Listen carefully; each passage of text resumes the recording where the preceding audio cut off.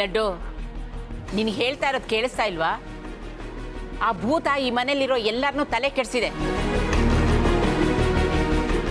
ಓಹೋ, ನಿಮ್ಮ ದೊಡ್ಡಮ್ಮ ನಿನ್ಗೆ ಹಚ್ಕೊಟ್ಟು ಕಳಿಸಿದಾಳ ನೋಡು. ಏನೇ ಆದರೂ ನಾವು ಈ ಮನೆ ಬಿಟ್ಟು ಹೋಗ್ತಾ ಇದ್ದೀವಿ. ಹೋಗಿ ಪುಸ್ತಕ ಬಟ್ಟೆ ಎಲ್ಲ ಜೋಡಿಸ್ಕೊ. ಅಮ್ಮ,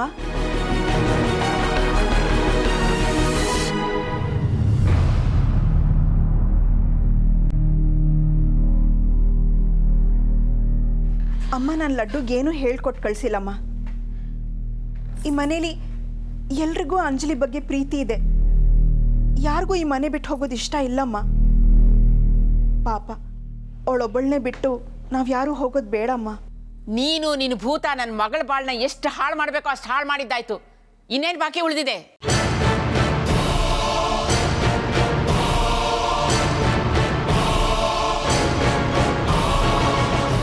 ಆ ಭೂತದ ಜೊತೆ ಸೇರ್ಕೊಂಡು ಒಂದು ಒಳ್ಳೆ ಸಂಬಂಧನೇ ಮುರಿದಾಕ್ಬಿಟ್ಟೆ. ನನ್ನ ಮಗಳು ಸುಖದ ಸುಪ್ಪತ್ತಿಗೆನಲ್ಲಿ ಮೆರೆಯೋದನ್ನ ಬಿಟ್ಟು ಯಾರೋ ಕೆಲ್ಸಕ್ಕೆ ಬಾರ್ದವನ ಜೊತೆ ಕಷ್ಟಪಡೋ ಹಾಗೆ ಮಾಡಿಬಿಟ್ಟೆ.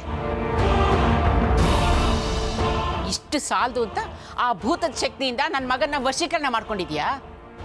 ಯಾವತ್ತೂ ನಾನು ಹಾಕಿದ ಗೆರೆನ ದಾಟ್ತಾ ಇರೋ ನನ್ನ ಮಗ ಇವತ್ತು ನನಗೆ ತೀರ್ಪು ಬಿದ್ದಿದ್ದಾನೆ.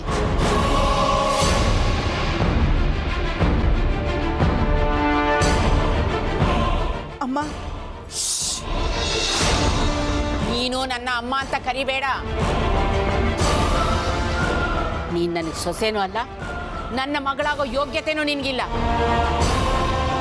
ನೋಡಿದ್ರೆ ನೀನು ನನ್ನ ಮಗಳಿಗೆ ಮಾಡಿದ ದ್ರೋಹ ಕಣ್ಣು ಮುಂದೆ ಬಂದು ಪದೇ ಪದೇ ಚಿತ್ರಹಿಂಸೆ ಆಗುತ್ತೆ. ನೀನು ನಮ್ಮ ಜೊತೆ ಬರೋದು ಬೇಡ. ನೀನು ನಿಮ್ಮ ಅಮ್ಮನ ಮನೆಗೆ ಹೊರಟೋಗು.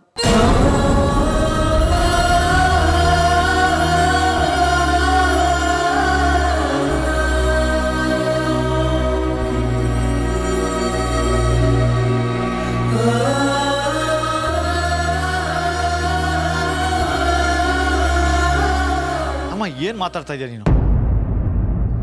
ವಾಸಂತಿ ಯಾವ ತಪ್ಪು ಮಾಡಿಲ್ಲ. ತಪ್ಪು ಮಾಡ್ತಿದ್ದು ನಮ್ಮ ಕಣ್ಣು ತೆರೆಸಿ ಸಾಕ್ಷಿಗೆ ಒಂದು ಒಳ್ಳೆ ಭವಿಷ್ಯ ರೂಪಿಸ್ಕೊಟ್ಟಿದ್ದಾಳೆ. ಅವಳು ಯಾಕೆ ಮನೆ ಬಿಟ್ಟು ಹೋಗಬೇಕು? ಇವಳು ಮಾಡಿರೋ ತಪ್ಪಿಗೆ ಶಿಕ್ಷೆ ಅನುಭವಿಸೋದು ಬೇಡವಾ?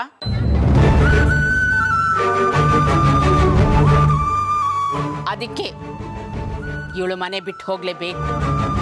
ನಾನು ಬಹಳ ಯೋಚನೆ ಮಾಡಿ ಒಂದು ನಿರ್ಧಾರಕ್ಕೆ ಬಂದಿದ್ದೀನಿ. ಆ ನಿರ್ಧಾರದಿಂದ ಹಿಂದೆ ಸರಿಯೋ ಪ್ರಶ್ನೆನೇ ಇಲ್ಲ. ಅಮ್ಮ, ನೀನು ತಪ್ಪು ಮಾಡ್ತಾ ಇದ್ದೀಯ. ಸರಿಯಾಗಿ ಯೋಚನೆ ಮಾಡು. ಇಲ್ಲ, ನಾನು ಸರಿಯಾಗಿ ನಡ್ಕೋತಾ ಇದ್ದೀನಿ. ದುಷ್ಟಶಕ್ತಿ ವಶದಲ್ಲಿರೋರಿಗೆ ಮನುಷ್ಯರು ಮಾಡೋದು ಯಾವುದು ಸರಿ ಅನ್ಸೋದಿಲ್ಲ. ಒಂದು ಸಲ ಆ ಭೂತದ ಮಾಯೆ ಬಿಟ್ಟೋದ ಮೇಲೆ ಯಾವ್ದು ಸರಿ ಯಾವ್ದು ತಪ್ಪು ಅಂತ ಗೊತ್ತಾಗುತ್ತೆ.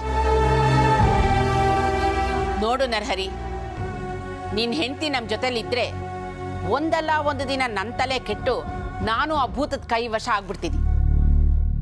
ಇಲ್ಲ, ಇವಳು ನಮ್ಮ ಜೊತೆ ಬರೋದು ಬೇಡವೇ ಬೇಡ.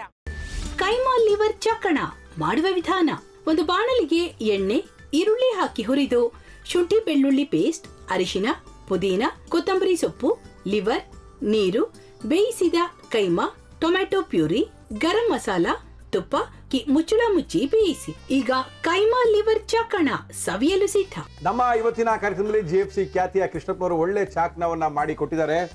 ಹೆಂಗಿದೆ ಅಂತ ಎಲ್ಲ ಹೇಳಕ್ಕಾಗಲ್ಲ, ನೀವು ಮಾಡ್ಕೊಂಡ್ರೆ.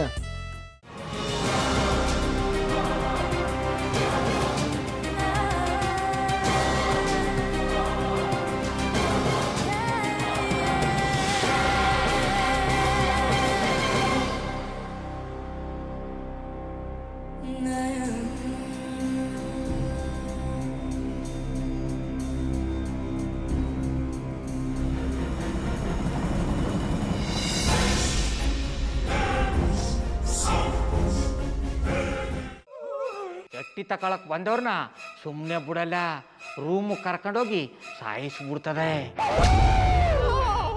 ರೂಮಿಗೆ ಕರ್ಕೊಂಡೋಗಿ ಯಾಕೆ ಸಾಯಿಸ್ತಾಳೆ? ಯಾಕಂದ್ರೆ ಅದು ಅವಳು ಪ್ರಿಯಕರನ್ ಸಾಯಿಸಿದ ಜಾಗ, ಅದಕ್ಕೆ ಅಲ್ಲಿಗೆ ಕರ್ಕೊಂಡೋಗಿ ಸಾಯಿಸ್ಬಿಡ್ತದೆ. ಈ ಮನೇಲಿ ದೆವ್ವ ಇದೆ ಅಂತ ಭಾಸ್ಕರ್ ಅವ್ರು ನನ್ಗೆ ಹೇಳೇ ಇಲ್ಲ. ಅವ್ರ ಹಟ್ಟಿಲಿ ವಾಸ ಆಗಿದ್ರ ತಾನೆ ಹೇಳಕ.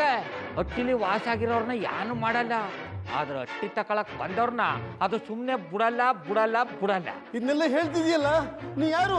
ನಾನು ಎಟ್ಟಿ ವಾಚ್ಮ್ಯಾನು. ನಾನು ಅರ್ಜೆಂಟಾಗಿ ರಾಮನಗರ ಹೋಗ್ಬೇಕು. ನೀನು ವೆಹಿಕಲ್ ಕಳಿಸ್ತೀಯಾ? ಅಷ್ಟೇ ತಾನೇ, ಎಷ್ಟು ಗಂಟೆಗೆ ಅಂತ ಹೇಳಿ ಕಳಿಸ್ತೀನಿ.